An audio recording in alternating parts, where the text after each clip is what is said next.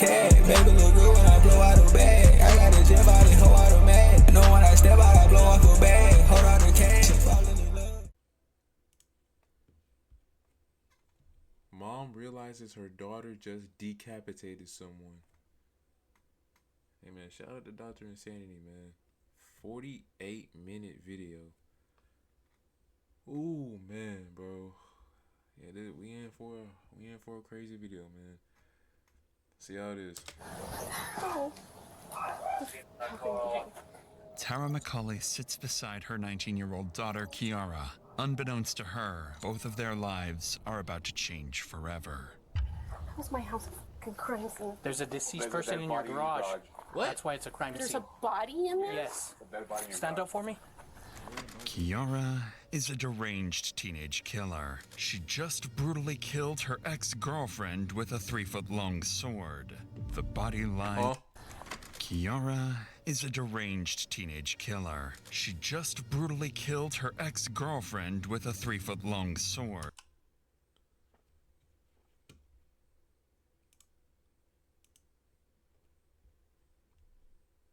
Nigga. Woo. Woo. Woo. Woo. Woo.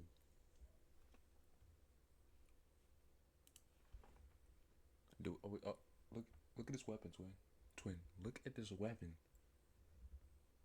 This looks like something straight out of an anime. Out of an isekai anime. Gang, what? The body lies in her mother's home just feet away. But this discovery of a body would be just the start. The investigation that followed would reveal a vile teenage couple whose actions left officers, family members, and detectives in utter shock as their horrifying crimes slowly began coming to light. You can see like slashed on her knee. She's missing a ear. And then there's a big ass sword. And then missing an ear? Oh, bro. There's blood stains all over the bed. I walked into the garage. She goes, "Oh, I just did it." Walk this way. What the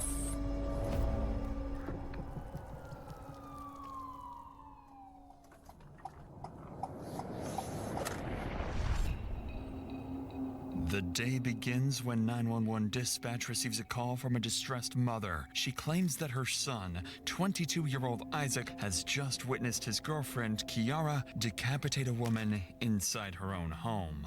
The call is unclear, and officers don't know whether the suspect is still on the scene or if they're planning to take more innocent lives. Within minutes, 5 officers arrive at the scene, prepared for the worst.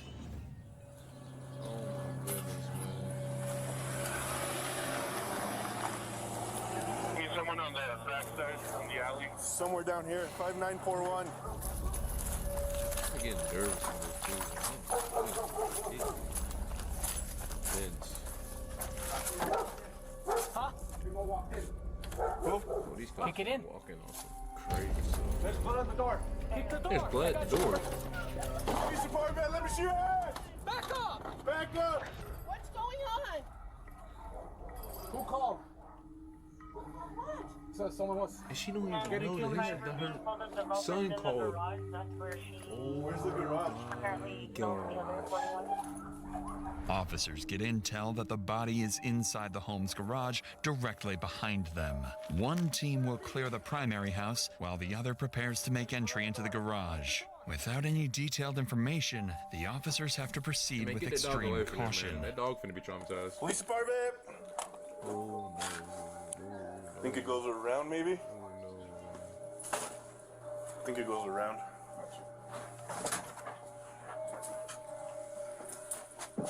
How do people live like this?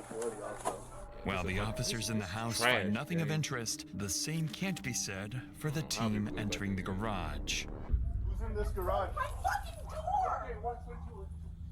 Someone just called that someone just got... That door get Step over fixed. here. Step over here. Someone just got stabbed. Inside that garage. Is that you? No!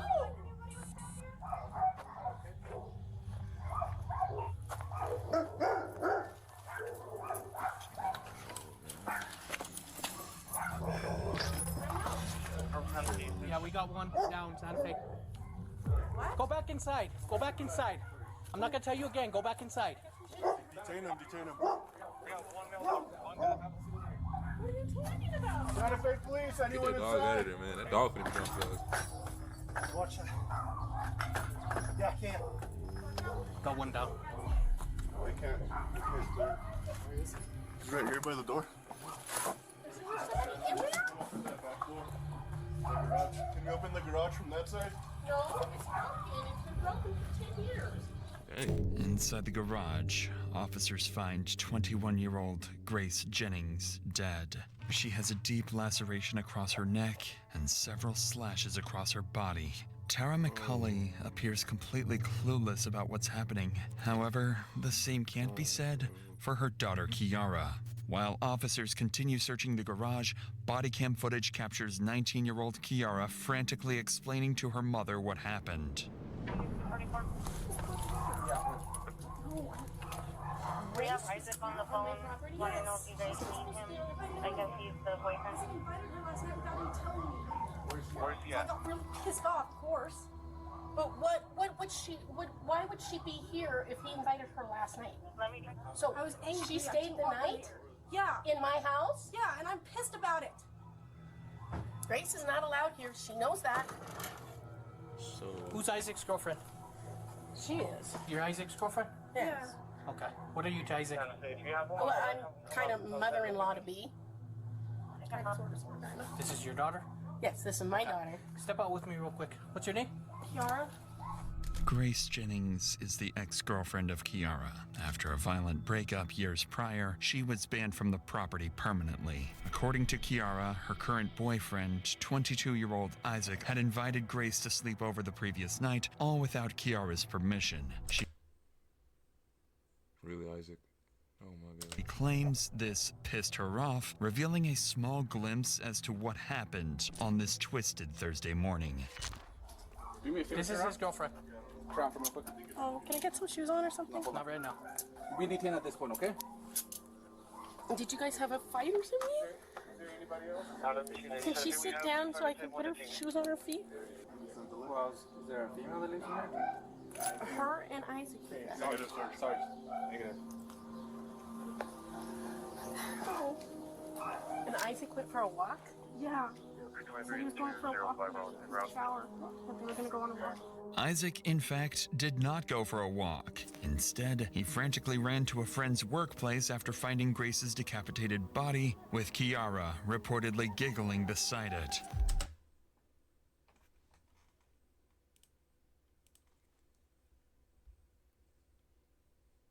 Yeah, she's possessed, man.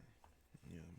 That, bro, what in the world? She was giggling beside a decapitated body that she did? That was her doing? Yeah, bro. Oh, yeah, man. Oh my gosh, bro. Clearly, something is very wrong. Worst of all, Kiara's mother, Tara, hasn't even realized there's a dead body in the garage, or that her own daughter is responsible.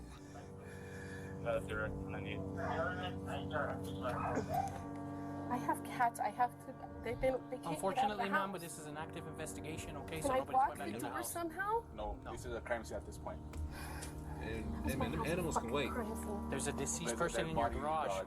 That's why it's a crime There's scene. a body in there? Yes. Dead body in the Stand garage. up for me. Let's walk this way. What the fuck? Go ahead and come here with me now. As officers clear the home and detain Kiara, it seems the chaos has finally settled. Or so they think. Because just seconds later, Grace's mother arrives on the scene, completely unaware of... No. Oh, she's about to be devastated. Rest in peace, Grace, man. Oh, and prayers out to this mother, bro. She is about to actually be devastated. of what has just happened to her daughter. No, Hello, I'm Sergeant Rodriguez. So we still have an active investigation here. I don't have a lot of the details. Is she okay? Who, Grace, Uh-oh. is she breathing, living? Is she okay? I'm not sure of that. I don't have all the information right now. What happened? We're trying to gather all the information investigation, ma'am. So, like the Sarge said, if you could go back with us to the police department, and then we can give you a little bit more information from there. Who's Gray? Do you have an idea of Gray, or do you have a photo of Gray or anything? Grace. Of Grace? Grace, I'm sorry.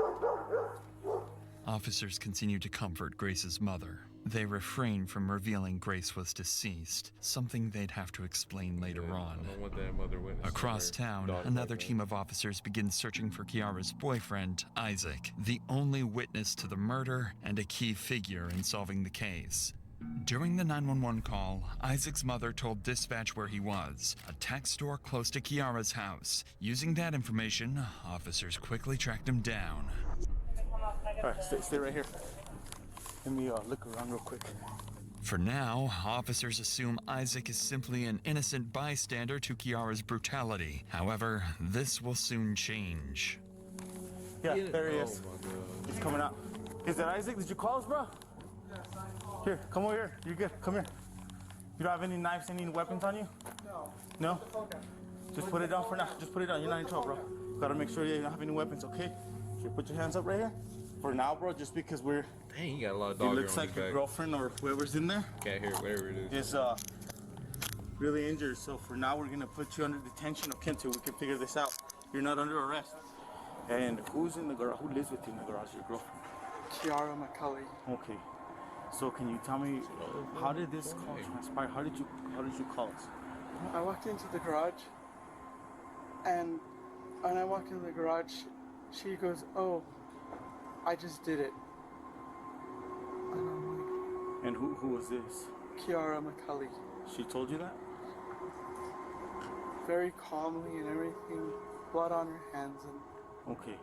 Officers have no reason to suspect Isaac of the murder. He remains cordial and provides them with a chilling account of Kiara's behavior after the murder. But his demeanor starts to take a drastic turn as he's placed in the back of a patrol vehicle. What was your name? Isaac Apodaca. Isaac Apodaca. Do you need to get checked out by meds, man? No. No? Okay. You want the air or anything? Are you hot, cold? Got this. We'll roll down the window and we'll give you a minute, all right? I don't want to be there. No. I mean, I was already planning on leaving today too.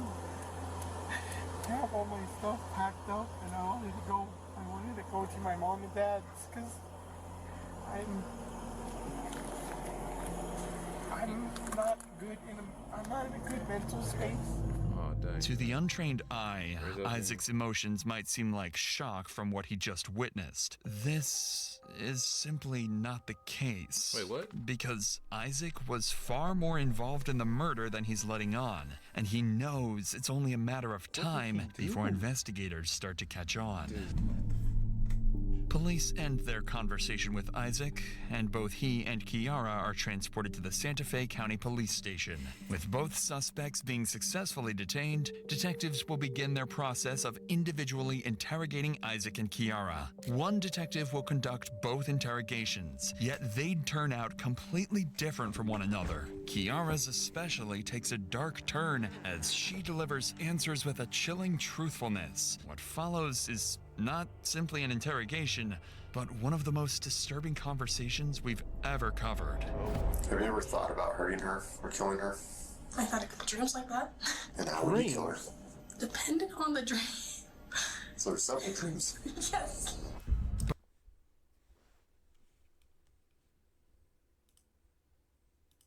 You had dreams about killing somebody? Like, in a specific way, too.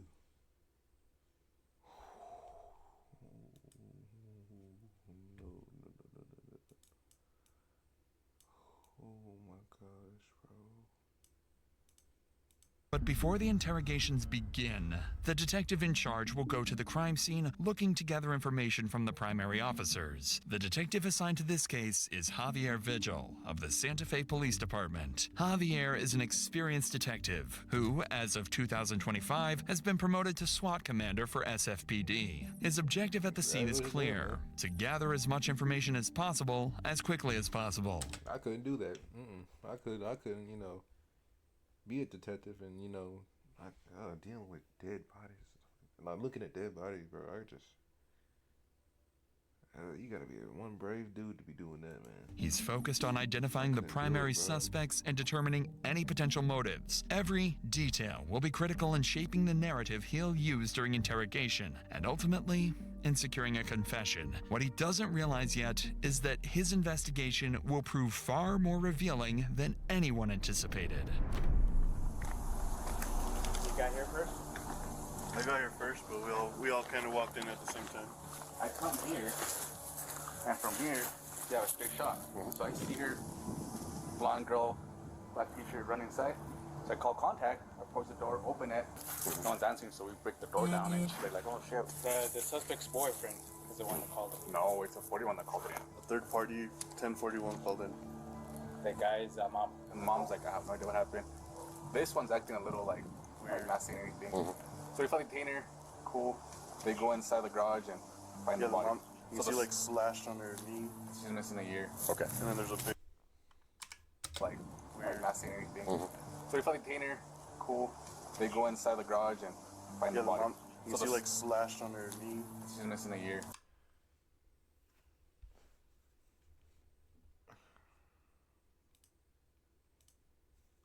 Missing an ear.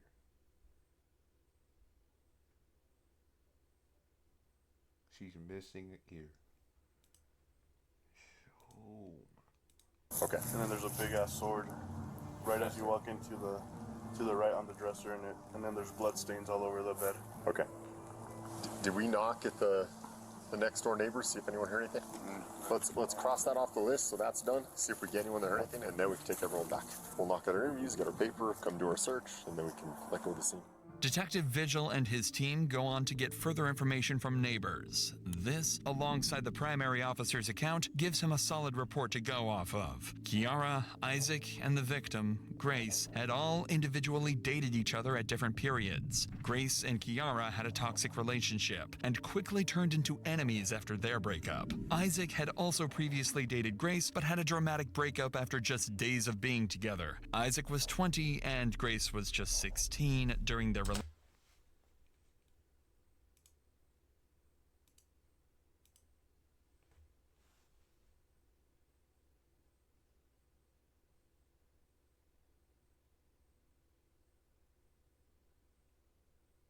And 16.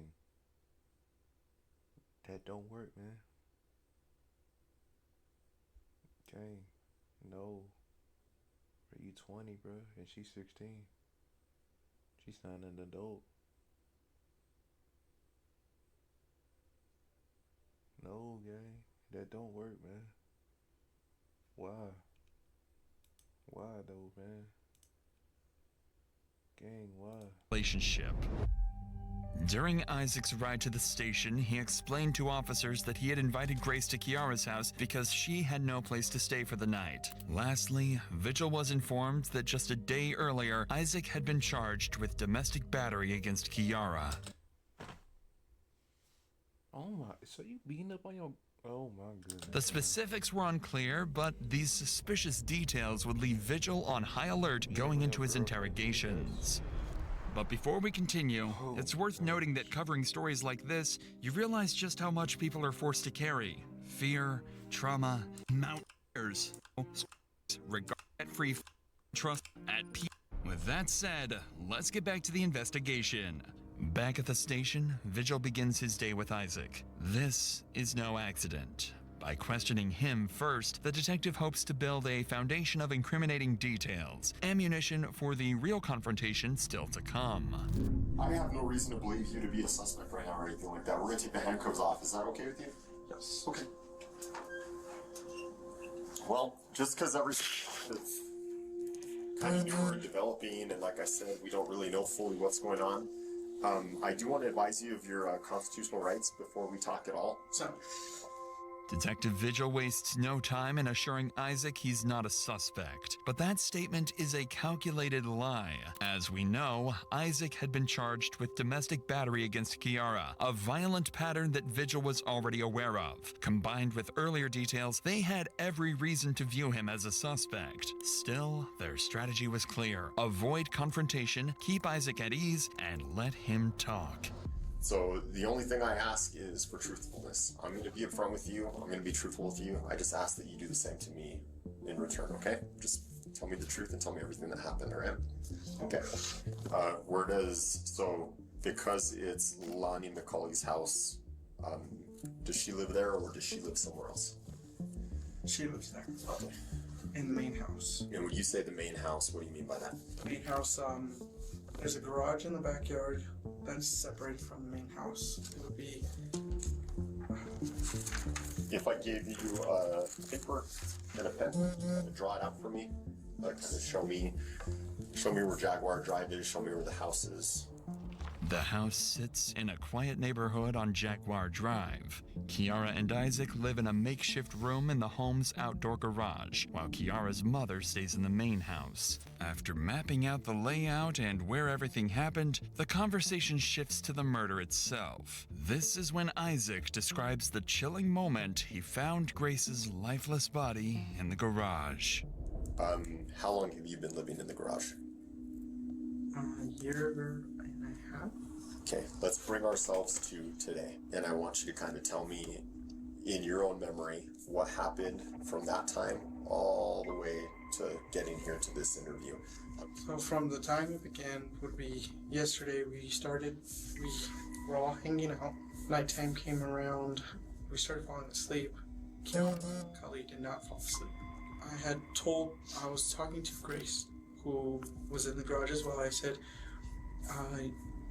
we have to go. She's telling us we need to leave. And I left the main house to go use the restroom for the last time. And then I walked it back into the garage. She walks up to me with, I did it. With a smile on her face, and I looked at the ground and I was like, so I called my mom immediately to let her know that something happened. My mom proceeded to call 911. Really scared because I've witnessed, sorry, it's okay. I've witnessed my friend getting shot. So, separately from this? Yes, it was a while back. I was sitting in the back seat. Guy walked up, blew his brains out, and landed on me. Oh! So this man has been... So he's seen a lot. Oh my... Hey man, God. Just testify in court, and anything like this gets me super traumatized, and it's a traumatic event. He's going to imagine. So when I went back in the garage, when I saw her in the ground, on the ground, I couldn't say anything because I was like, this is another one of my friends gone. I keep losing friends left and right. I'm scared right now. After recounting this morning, Isaac would go on to explain why Grace was sleeping at that house. He does not include the fact that the two females were in an ongoing feud, instead pretending they were all cordial friends. Kiara would provide a polar opposite recount in her interrogation. But before Detective Vigil gets to her, he has one final question for Isaac. How did you know?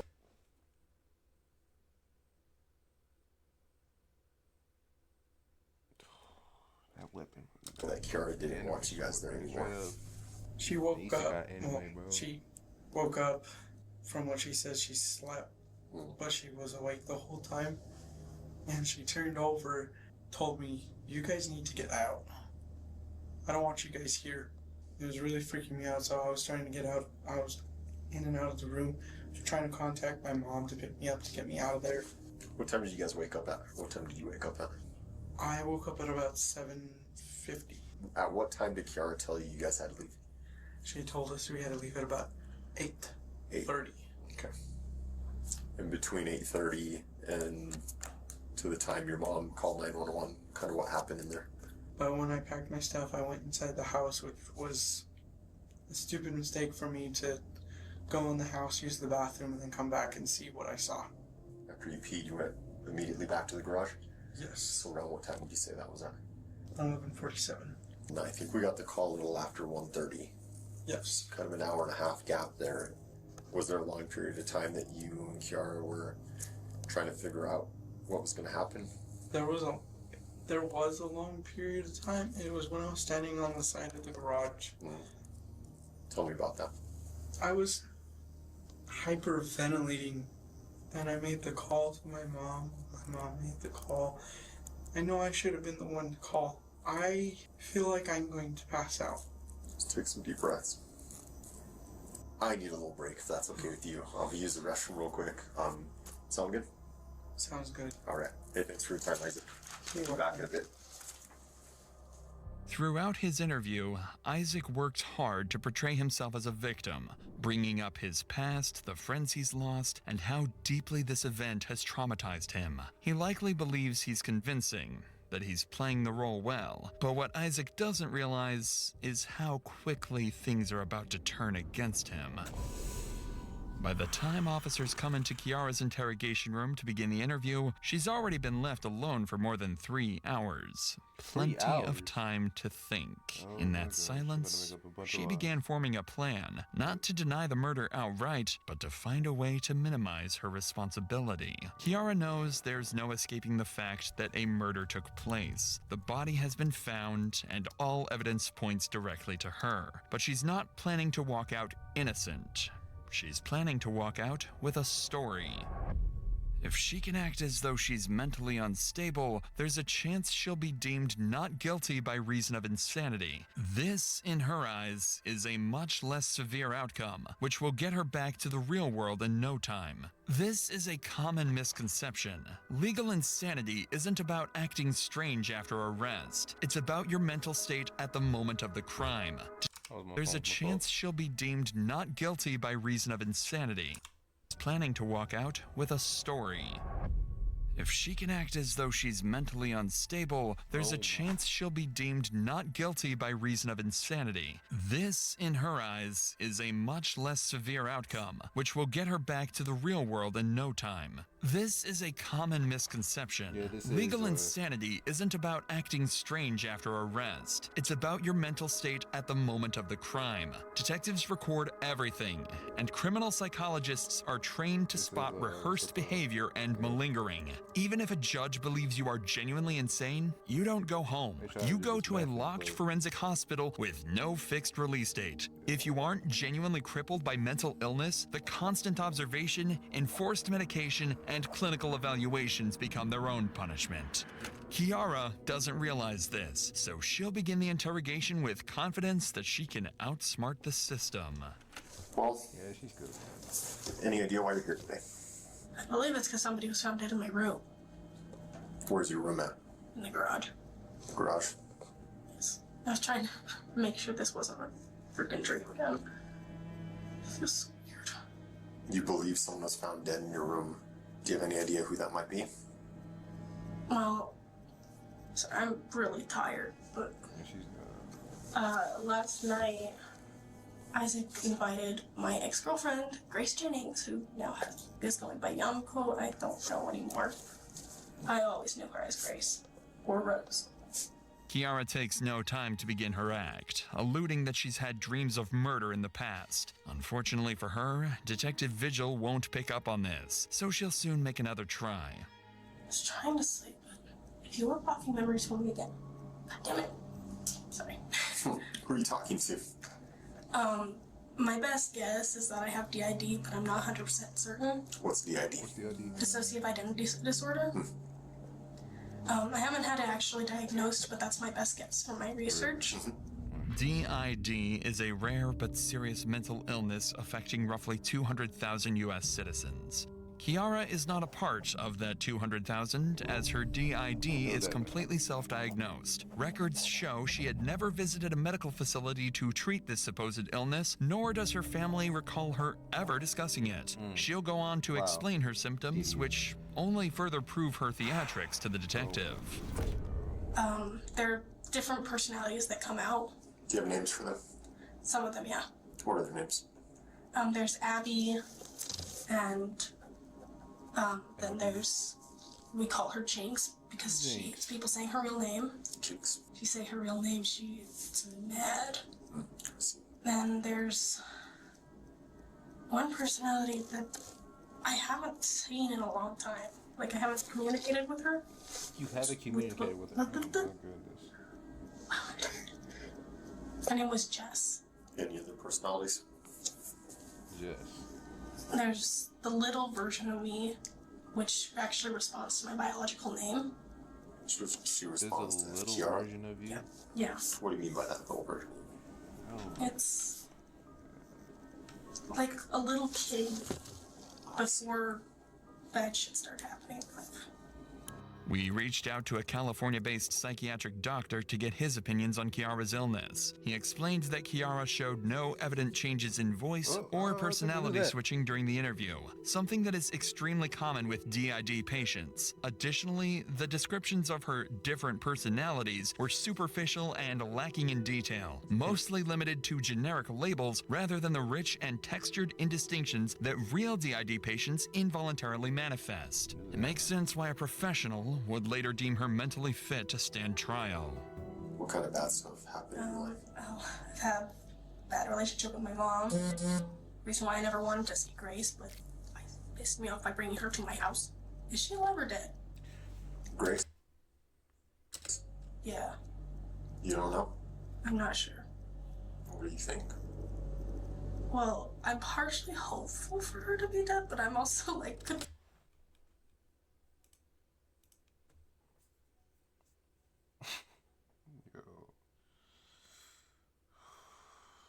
Ooh, this girl needs Jesus bad. confused. Like, I'm like... Why would you hope that she's dead? I'm still angry at her, but I also won't have hope that she'd be better, but it's like this frustrating emotion that I can't seem to pinpoint. You put that frustrating emotion on her when you got her, took her off the map, when you took her life. Tell me about last night. What did you do last night? So, Isaac tells me that Grace is coming over. Okay. Without asking me if it's okay. Is it okay if she comes over? It's like, she's coming over. They start talking about phones and Marvel and stuff that I don't really understand as much. I started feeling frustrated because she wasn't listening to me at all. So she stayed in the garage? Yeah. And you slept in the garage, and so did Isaac. While she and Isaac were sleeping, I was just staring at the ceiling and trying to find a comfortable spot where I could actually fall asleep. Yeah. I woke up as I sat up around 9 or 10. Woke Isaac up. Next thing I remember is going to go take a shower. You remember There's anything a else? chunk missing. I don't understand. I'm confused. So you have a whole chunk of memory missing? Yeah. But you remember the whole night clearly? I don't remember most of it. It's like a little foggy because I'm like obviously exhausted. Kiara's conveniently timed memory lapse during the hours of Grace's murder strongly suggests she's the one responsible. It almost feels deliberate, as if she's subtly acknowledging her guilt while using the moment to reinforce the idea of her mental instability. She won't come right out and confess, but she'll make it obvious it was her, as long as her supposed illness is in the same sentence. Detective Vigil knows this is nonsense, but instead of challenging her, he leans into it, encouraging her to elaborate and reveal even more inconsistencies. Unaware of this strategy, Kiara walks right into his trap. Tell me about these other personalities. Yeah, what's Abby like? Let's hear about these personalities that you have. She's very protective. She Abby's protective? takes control when I'm in a very dangerous situation and just says, okay, I'm here now. I am going to face this for you. Jinx is a troublemaker. Doesn't like people. So how does it work? So imagine you're in a house and there's this big TV with the PS4 or Xbox or whatever. So whoever's playing the game is in charge, and sometimes you can peek over and kind of see what's going on. Sometimes this personality decides, oh, I'm gonna go to this room that can't see the TV. Sometimes it feels like it's getting shut. While dissociative episodes are sometimes described using imagery of rooms or houses, her explanation sounds more like something taken from a movie than the words of someone truly experiencing psychological distress. Detective Vigil recognizes this, but sticks to his plan, keeping her talking, gradually letting Kiara back herself into a corner. So who was playing the game last night? I felt like I was in control for a little while, and then it just kept getting really foggy, like I was being thrown in a wall. God damn, words. You in control, meaning Froggy, right? That's what I'm talking to now, Froggy. Okay. Froggy. But before that, you remember everything? More or less, I'm just like, I felt a lot of anger. More so than Jinx has ever had, or Abby's ever had. And I don't remember Jess being like that. But she was also the one who was out more when she was with Grace. Kiara says her personality, Jess, had been out while with Grace. However, just minutes ago, she stated she hadn't seen Jess come out in years. Then there's one personality that I haven't seen in a long time. Her name was Jess. Just digging the hole deeper and deeper and deeper, man. Unfortunately for Kiara, in the interrogation room, you can only lie for so long before things start to crumble. You said something interesting earlier. You said, you asked about Grace. And detectives, they hear, interrogators, they hear everything you say. If she was okay, and you said that they don't miss a part of you would be okay if she was dead, right? Yeah. Have you ever thought about hurting her or killing her? I've had a couple dreams like that. You had a couple dreams like that? Yeah. How'd those dreams go? They were mostly right after we broke up. And sometimes I would kill her, sometimes I would kill her, sometimes it was just me screaming at her. And how would you kill her? Depending on the dream. So there's several dreams. Yes. How many? I've had like a bunch of murder dreams, if you could call that. Murder dreams? Oh yeah, bro. Oh yeah, we gonna have to. Yeah, she gonna need to be baptized in holy water, cause oh my, murder dreams are nuts. So there's an organization that Isaac is in charge of. I probably shouldn't be saying this to a cop. Well, it's called Ghost. They're like an underground version of cops in a way, but a little more intense and deadly. Kiara's explanation of her disturbing dreams shine light on a core variable in her and Isaac's crimes, their idolization of violence. We've had to cut the next small portion of the interrogation out because Kiara discusses detailed dreams so grim they unfortunately wouldn't be allowed on YouTube. This chilling theme can be seen across Kiara's various social media profiles, all of which Hell yeah, I rebuke this in Jesus' name. What am I looking at, man? Straight demon at work, man. Are still public to this day. Her constant posts showcase a fascination for horror. Even just a day before Grace's murder, Kiara would post several demonic videos to her TikTok. These dark fascinations are things most teenagers outgrow, but for Kiara, they became reality. She speaks of Yeah, man, I rebuke this in Jesus' name. I rebuke any demonic forces in this video in Jesus' name. Cause what in the world, man? Oh my, yeah, I'm holding my cross when I say this. I rebuke anything that's demonic in Jesus' name. Oh my gosh, bro, what in the world? This is sickening, gang. Dude, what in the, oh my gosh. An underground group called Ghost, offering few details beyond its obsession with deadly violence. Whether she mentions it to support her insanity claim or to impress the detective is unclear, but the information is useful to the police. Detective Vigil presses further, hoping to draw out anything she's willing to give.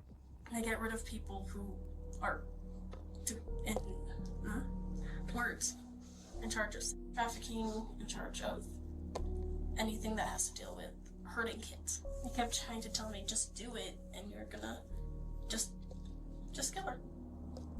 Then you'll get ranked up. And then you'll get ranked up like it's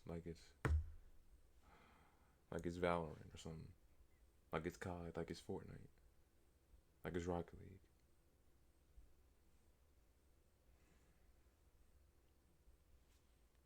This is actually crazy. He had me join. And I'm like, I don't know what the fuck's going on. And I kept hesitating. It's like... What's that thing there? It's honestly, I'm very confused because he hasn't told me jack shit. He just gave this to me. It's like, yeah, you're a part of it. Like, okay.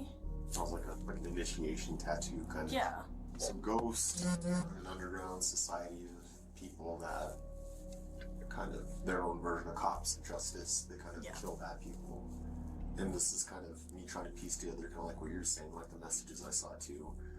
Was Isaac trying to push you to kill Grace? Yeah. I had my dagger in my hand.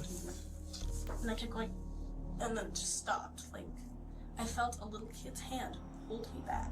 Nigga, what? Like it was Kiara telling me, don't. The moment Detective Vigil gives Kiara the opportunity to blame Isaac for the murder, she takes it, bringing up details about Isaac's underground organization as well as his repeated pressure for her to kill Grace. And while Kiara has been caught in a web of lies up until this point, her remarks about Isaac would turn out to be nearly completely honest. Detective Vigil has achieved everything he could have wanted from this interrogation, so he decides to end things, leaving Kiara to spend the night in jail. His focus now is on Isaac, and trying to hone in on how implicated he actually was in this murder. So before returning from his break, Vigil and his partner would devise a plan. Police confiscated his phone while being detained earlier that day. Traditionally, to gain access to the phone involves a multi-month process involving warrants and various subpoenas. However, if they can get Isaac to sign a consent form, they can gain access to his phone immediately and observe his reaction in real time as they read his messages. With this plan in mind, Detective Vigil, along with his partner, would return back to Isaac's interrogation room. Hey Isaac, so I have your cell phone.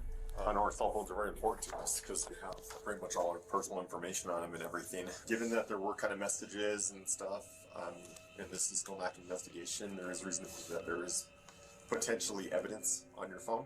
So one way or another, we are going to have to look at the data on the phone. And it's just a fancy form and a fancy way of saying that you're giving us permission to extract the data from your phone and only look at things pertaining to this case. Yeah, sign right there, please. And the phone password? There's no password. No password.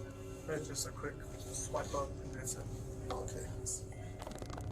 The plan works surprisingly well. Isaac seems to be completely oblivious of what he just signed. Ironically, this very signature will most likely seal his fate in court, exposing countless deeply disturbing messages with Kiara. Okay, messages. Did you have any messages between you and Grace? Spoke on Instagram. Instagram, okay. Okay, so this is kind of when everything started. Hey, I got kicked out, and she's telling everyone to leave her house. I'm going to head to my fam's place. First of all, who? Second, my mom can only come get me at 3:30. Why is she kicking you out, and does she know I'm here? Wait a minute. I thought you guys all hung out the night before. Oh, we did. Grace actually thought she was being snuck into the home without Kiara knowing. Clearly, the two were planning something that Grace was unaware of. Isaac completely freezes as his lies finally begin to catch up to him. You'll notice Isaac go into this panic state often in the next 25 minutes because this is the first of many more blatant lies detectives would find. So, how come she doesn't know she's there? I was very confused and I told her... She's kicking me out because you're here and she knows it. Did she not know she was there? Because that's what it looks like. She knew she was there. Then why is it looking like in these messages? She knew she was there and acting like she didn't know where she was. And that was the part that threw me off, was like, she's kicking us out. Yeah, they got him. Why is she kicking you out and how does she know I'm here? I'm like, they got him. Discussed this. Okay. Where are your messages with Kiara? They're gonna be in Messenger. Oh, okay. She says she is leaving at 3:30. What would you like me to do? Stab her?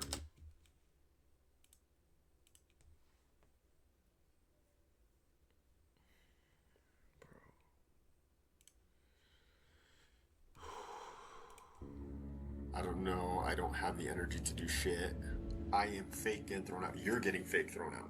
Yes, that's usually how it happens. Is I get told to leave, Mm-hmm. and then 5 days later, she asks me to come back. Uh-huh.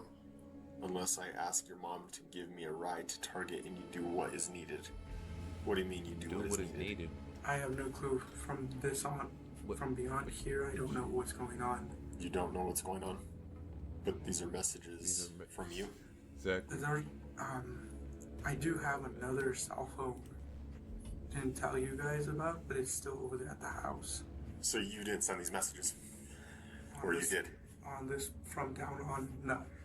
Really? Everything Okay. Isaac is saying is a terribly orchestrated act. Moments of clear incrimination like this are often considered the critical moments of an interrogation. It's the point in which every decision the detective makes can be the difference between a complete confession or a failed session with the suspect. Isaac's nervous behavior indicates he knows things are slipping out of control, so Detective Vigil makes the smart decision to give up the nice cop act and start pressing for answers. Good. Isaac, this is getting really weird, man. I have a second phone. You have a second phone? You have a second Yes. phone. Where is that phone? That's at the house. Okay. It is logged into the same Facebook account. I don't know, man. These messages look a lot like there's some conspiring going on, some planning going on. From that point where I was telling you from... Even before then, it sounds like you guys are planning something. You're fake getting thrown out and what? I say fake getting thrown out, like I said, was...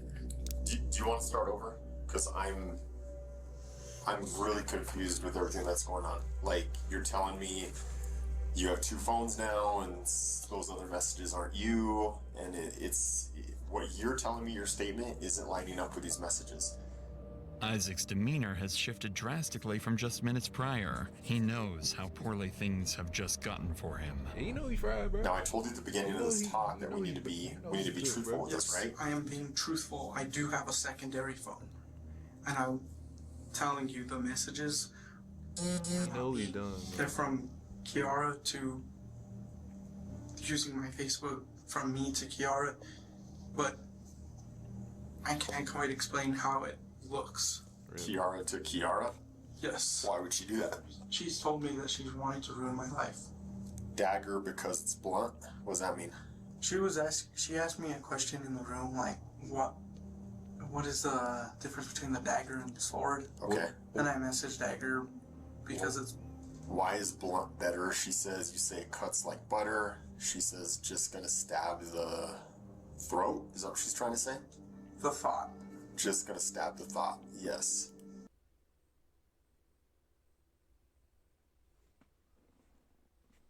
Dude, bro. Instant or will it take long? What does she mean? Instant. What do we do about the mess? We burn it? Whoa. Just gonna stab the thought. Yes. Instant or will it take long? What does she mean? Instant. What do we do about the mess? We burn it and I'll buy new blankets and bed?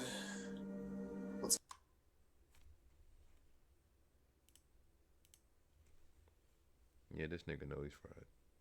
Both of them. They both know they cook, bro. Both know they fried, twin. They both know they good. They both know they both know that they done, twin. They know. What's going on here, Isaac? She said was gonna stab the thought. And I thought like, oh, like she was poking the thought that was in her head about her dagger. Okay, what about the mess? What mess? A poop kind of mess. Poop kind of mess? Can you help this time? Yes. I am just waiting for you to make the first move. What does she mean I'm waiting for you to make the first move? She will wait till sleep. Shall we wait till sleep? So you guys slept in a bed full of poop? Yes. Remember when you told me? You know, yeah, that's, this dude is unbelievable. Don't be a pussy when I kissed you. Yeah, Brad. We will have to take care of the mess. I thought she already pooped herself. What mess are you guys taking care of? I don't know. I can't tell if she's falling asleep. Go from a bloody crime scene to poop. This man. It feels like it. Her feet are on my side. I wish you'd make the first move for once. Remember, you'll move up the ranks, plus you get perks in the black market since this is your first.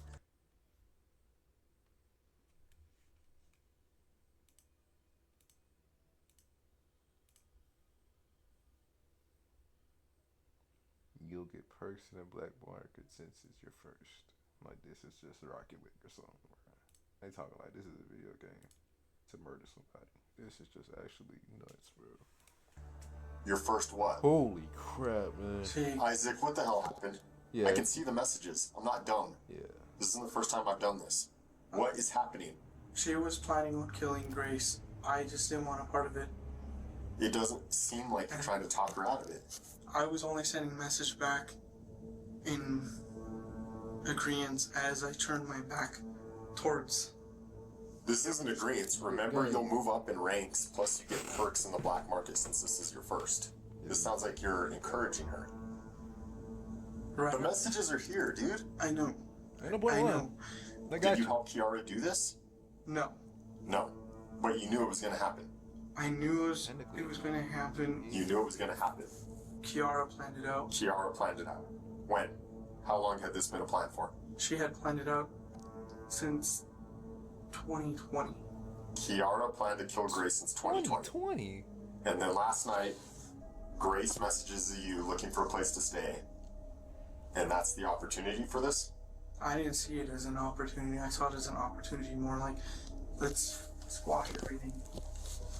Then why are you saying you'll make it up the ranks plus your perks in the black market since this is your first? Because you're talking about killing her here, right? I was... What else could this mean? I was trying to talk about something else because I'm trying to get my mind off. Stuff, bro. Isaac, really? You're trying to talk about something else there? Really? Yes. And I'm not... How do I aim? How do I aim right? Oh, yeah. Oh, yeah. How do I aim right?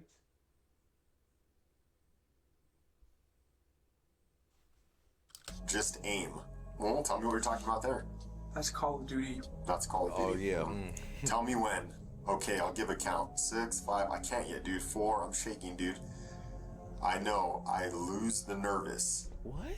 Help me drive it through. Dude, what? Oh, my.